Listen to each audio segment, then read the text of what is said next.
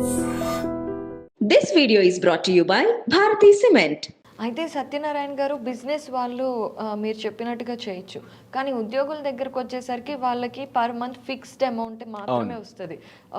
అంటే 25,000 అవ్వచ్చు, 50,000 అవ్వచ్చు, 60,000 కూడా అవ్వచ్చు. కానీ వాళ్ళు తీసుకున్న ఈఎంఐసే ప్రతి నెల ఒక 30,000-40,000 ఉన్నాయనుకోండి. ఆ తర్వాత మళ్ళీ ఇంటి అద్దని, ఆ నెలసరి ఖర్చులని, మెయింటెనెన్స్ అని ఇలా చాలా ఉంటాయి. అంటే వచ్చే 50,000 కంటే ఖర్చులు 70,000 ఉన్నాయి ప్రతి నెల. మరి వాళ్ళు ప్రతి నెల అప్పులు తీర్చడం అనేది సాధ్యమయ్యే పని కాదు. అవుతుంది ఎలా అంటే మీరు అనేటు స్టేట్ గవర్నమెంట్ ఎంప్లాయీస్కి అయితే ఏం లేదు, అంటే సెంట్రల్ కానీ స్టేట్ గవర్నమెంట్ ఎంప్లాయీస్కి. ఎందుకోసం అంటే వాళ్ళ శాలరీ వాళ్ళకి వస్తుంది కాబట్టి. అదే మామూలుగా ప్రైవేట్ ఎంప్లాయీస్కి మీరు అనేట్టు వర్తిస్తుంది. ఈ ప్రైవేట్ ఎంప్లాయీస్ ఏమవుతుందంటే పని చేయట్లేదు కాబట్టి జీతం ఇవ్వడు. అప్పుడు ఏమవుతుంది, నువ్వు రావట్లేదు కాబట్టి నీకు జీతం ఇవ్వట్లేదు అంటాడు. ఆటోమేటిక్గా ఖర్చులు పెరిగిపోతాయి, అప్పులు పెరిగిపోతున్నాయి. అప్పుడు ఏం చేయాలి, ఎప్పుడైతే ఈ కరోనా అయిపోయిందో ఓటీలు అంటే ఓవర్ టైం చేయటం, లేదు ఇంకా పార్ట్ టైంగా ఇంకేదైనా చేయటం, లేదు ఆ ఓనర్కి మెప్పు పొంది శాలరీని ఇంక్రీజ్ చేసుకోవటం. మెయిన్ ఏంటంటే ఖర్చులు తగ్గించుకోవటం. ఇక వీకెండ్ షాపింగ్ అని, వీకెండ్ టూర్లు, యాత్రలు అని, లేకపోతే సినిమాలని, షాపింగ్ అట్లాంటి ఖర్చులు తగ్గించుకుంటూ పొదుపుగా అంటే హోటల్స్ గీటల్స్ తిరగకుండా, రెస్టారెంట్లు. చాలామంది ఏమవుతుంది, మీరు శాలరీ రాగానే ఫస్ట్ వీక్లోనే ఇంకా వీకెండ్ పోగానే రెస్టారెంట్లని, లేకపోతే షాపింగ్ అని, లేకపోతే అనవసరపు ఖర్చులు, ఏదైనా సినిమా రిలీజ్ కాగానే ఐనాక్స్ అట్లా పీవీఆర్ వెళ్ళిపోయి చూస్తుంటారు. అటువంటివన్నీ మెయిన్ ఖర్చులు తగ్గించుకుంటూ కొన్నాళ్ళ పాటు పొదుపుగా కనుక ఉంటే ఒక 6 నెలలో సంవత్సరం తర్వాత చిన్నగా తగ్గిపోతూ ఉంటుంది. అప్పుడు ఈయనకి ఏదైతే ఆ జాబ్లో ప్రమోషన్ అనుకోండి, ఆ జాబ్లో ఓనర్కి మెప్పు పొంది ఏదన్నా ఉంటే అప్పుడు చిన్నగా తగ్గించుకోవాలి. అంతకు మించి ఇక చిన్నపాటి ఎంప్లాయీస్కి ఆర్థిక సమస్యలు అంటూ ఉన్నా కానీ ఇక టైం తీసుకుంటుంది. ఓ 6 months 1 year టైం ఫ్రేమ్. అప్పుడు మళ్ళీ చిన్నగా తగ్గించుకోవచ్చు. మీరు అన్నట్టు గవర్నమెంట్ ఎంప్లాయీస్కి అయితే ప్రాబ్లం లేదు కాబట్టి ప్రైవేట్ వాళ్ళకి ఉంటుంది. ప్రైవేట్ వాళ్ళైనా ఓనరు చూస్తాడు, ఇతను రెగ్యులర్గా పనిచేస్తుండు, కానీ ఈ విధంగా జరిగింది కాబట్టి ఆయన కూడా కొంచెం టైం ఇవ్వటం, లేకపోతే వడ్డీ లేకుండా కొన్ని రుణాలు తీసుకోవటం. వడ్డీ లేకుండా కనుకైతే ఈఎంఐలు. ఇప్పుడు జనరల్గా వడ్డీ లేకుండా అంటే ఎక్కువ శాతం ఎవరు ఇయ్యరు, వడ్డీ ఉంటాయి. కాకపోతే చిట్ ఫండ్స్ ఉంటాయి, కొన్ని ప్రైవేట్ చిట్ ఫండ్స్ ఉంటాయి. తెలిసిన వాళ్ళు, చుట్టాలు, ఫ్రెండ్స్ చిట్స్ వేస్తారు. ఆ చిట్స్ వేసినప్పుడు ఏంటంటే 1 lakh 2 lakhs 3 lakhs అట్లా ఉంటాయి.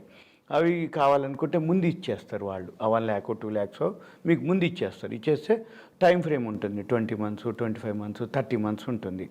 ఆ టైం ఫ్రేమ్ వరకు దీన్ని చిన్నగా తగ్గించుకుంటూ ఉండి చేసుకుంటే అది బెటర్. అట్లా చేయొచ్చు. అప్పుడు ఈ బయటకు వచ్చేంత వరకు ఇక మళ్ళీ మామూలు అయిపోయినాక ఆటోమేటిక్గా ఇక అంటే ఇక అప్పులు చిన్నగా తగ్గించుకోవటం.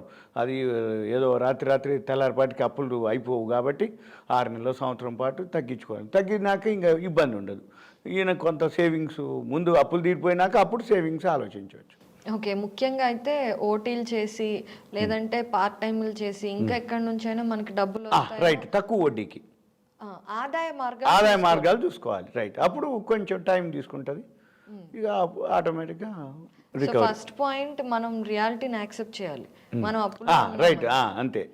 సెకండ్ పాయింట్, మనం ఇంకెక్కడి నుంచైనా డబ్బులు సంపాదించవచ్చు, రైట్, అవకాశం, సోర్స్ ఆఫ్ ఇన్కమ్ చూడాలి, సోర్స్ ఆఫ్ ఇన్కమ్స్ చూసుకోవాలి. మూడోది, చిన్న ఖర్చులే కదా జీతం రాగానే రిఫ్రెష్మెంట్ కోసం రెస్టారెంట్లు ఖర్చు మ్యాక్సిమం తగ్గించుకోవటం అనేది ఉత్తమం.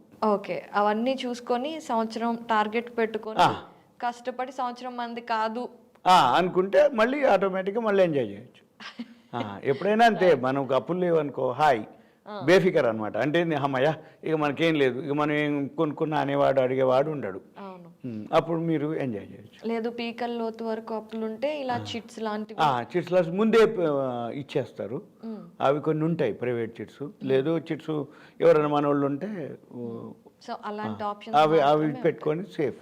సో మొత్తానికి ఈ 5 points ఖచ్చితంగా రియాలిటీని యాక్సెప్ట్ చేయటం ఒకటి, అదర్ సోర్సెస్ ఆఫ్ ఇన్కమ్ అంటే వేరే ఆల్టర్నేటివ్ అంటే పార్ట్ టైంగా జాబ్ చేయటం, సో ఖర్చులు తగ్గించేసుకోవడం, ధైర్యంగా పాజిటివ్గా ఉండటం, అండ్ ఇంకేదైనా పీకల్ లోతు వరకు ఉంటే వేరే చోట నుండి మన ఫ్రెండ్స్ కొంత ఫండ్స్ ని క్రియేట్ చేసుకోగలిగితే చేసుకోగలుగుతాం.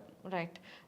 ఇవన్నీ రియలిస్టిక్. అంటే గోల్డ్ ఉంటుంది అనుకో, గోల్డ్ ఫైనాన్స్ తీసుకోవడం రైట్. అంటే తక్కువ వడ్డీకి వస్తాయి అది. అవునవును. ఎందుకంటే గోల్డ్ ఇంట్లో ఉన్న రోజు అంటే మన అప్పుల్లో ఉంటే గోల్డ్ పెట్టుకొని తిరిగే బదులు గోల్డ్ తీసుకెళ్ళి గోల్డ్ ఫైనాన్స్ పెట్టేసుకుంటే కొంత మనకి అయినాక అదే గోల్డ్ని లోన్ నుంచి తీసేసుకోవటం.